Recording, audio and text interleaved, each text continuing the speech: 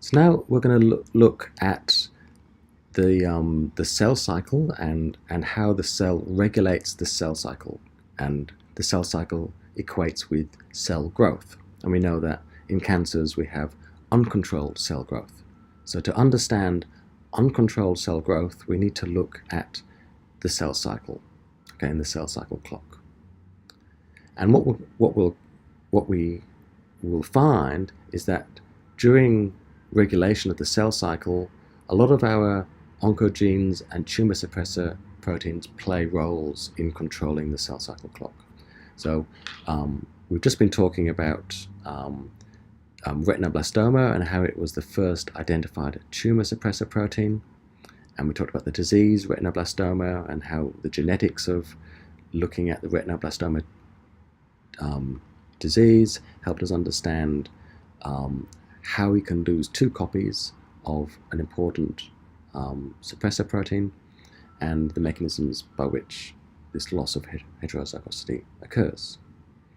So now we're going to look at the cell cycle clock, and then once we've got a bit of an understanding of the cell cycle clock and how the cell responds to these growth factors to grow, we'll look at the role of the retinoblastoma protein.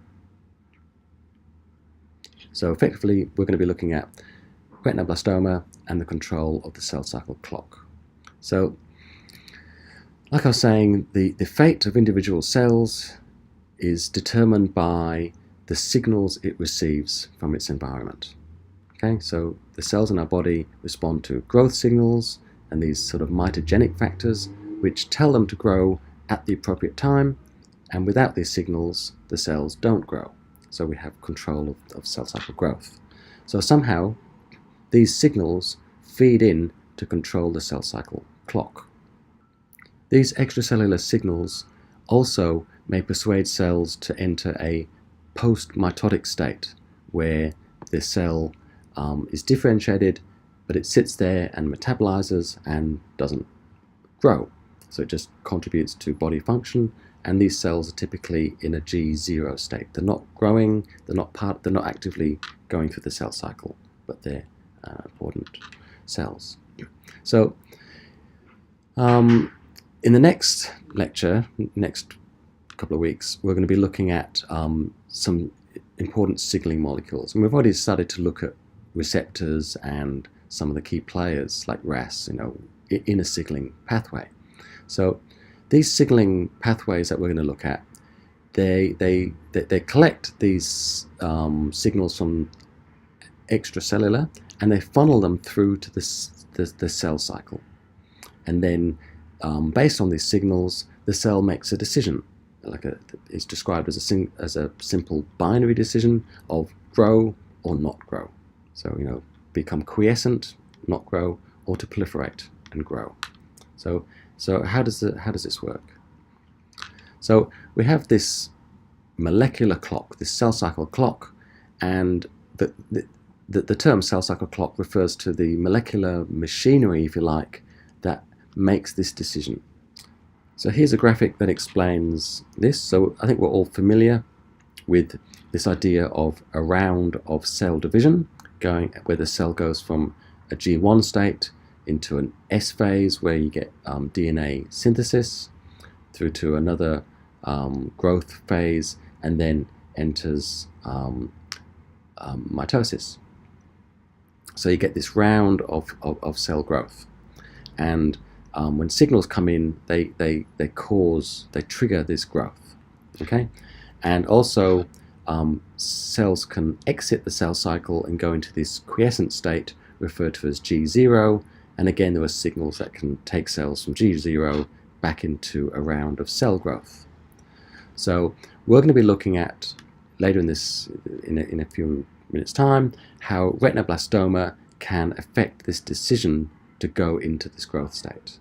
But what I'd like to say now is that this decision of whether to grow or not in the cell cycle is determined by this thing called the cell cycle clock.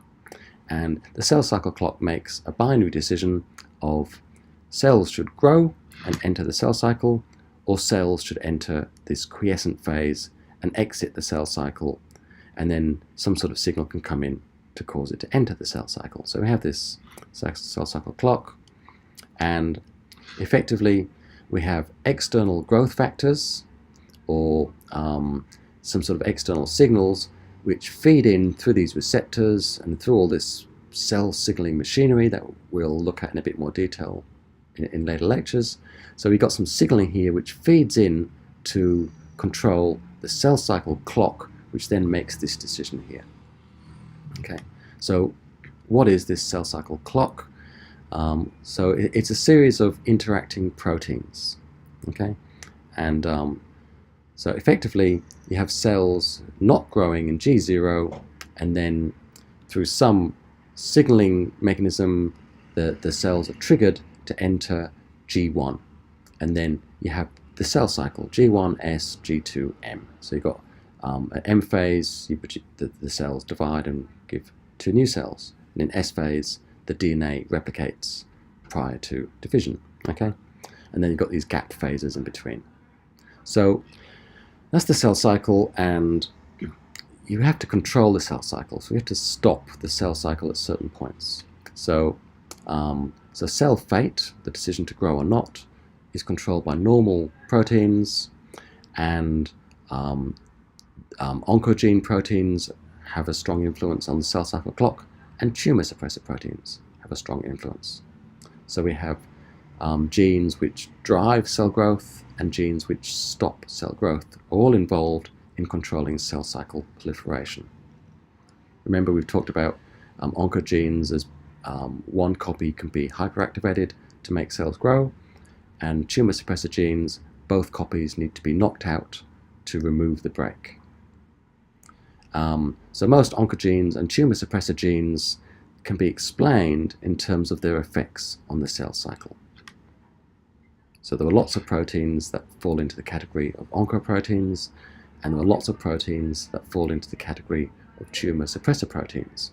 But common to these proteins is they have an effect on the cell cycle clock. So the cell cycle has these important checkpoints where the cell can effectively assess its quality, whether it's mutated or whether it's got the nutrients it requires, and once certain criteria are satisfied, the cell can enter a phase of growth. So here's our cell cycle, and now we're just pointing out some of these checkpoints that exist within cells.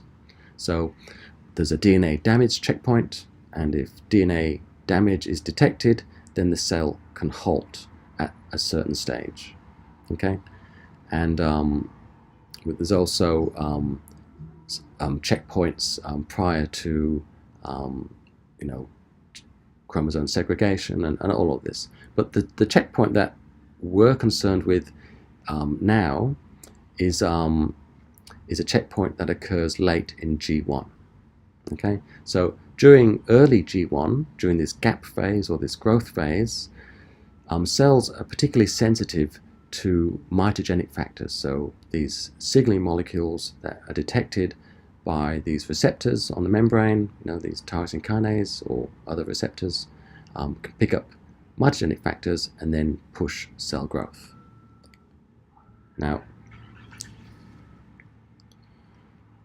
so the operation of these checkpoints has a strong influence on cancer formation. So cancer research is mainly focused at either leaving this quiescent phase into the G1 transition, and then in G1 is where decisions are made about cell fate. So late in G1 we have the restriction point, this R point. Okay, and once a cell passes the R point, this stage of growth late in G1, the cell is committed to go around a full cycle of cell division. So there's a very important checkpoint that occurs late in G1, and this is where retinoblastoma, as we'll see, functions. So one of these cell cycle checkpoints occurs late in G1, and it's called restriction point, where cell growth is restricted. And then mitogenic signals can come along and signal down to this R point to trigger cell growth.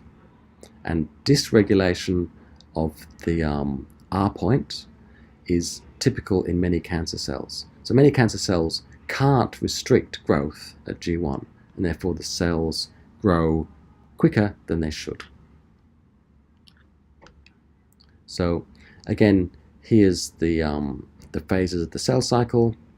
We're discussing now this restriction point that occurs late in G1, this gap, and the cells pause somewhere in here, and once certain growth factors and signals are present and various nutrients are present, the cell can overcome this restriction point and undergo a full cycle of growth and then re-enter early G1 phase and then wait for the next signal.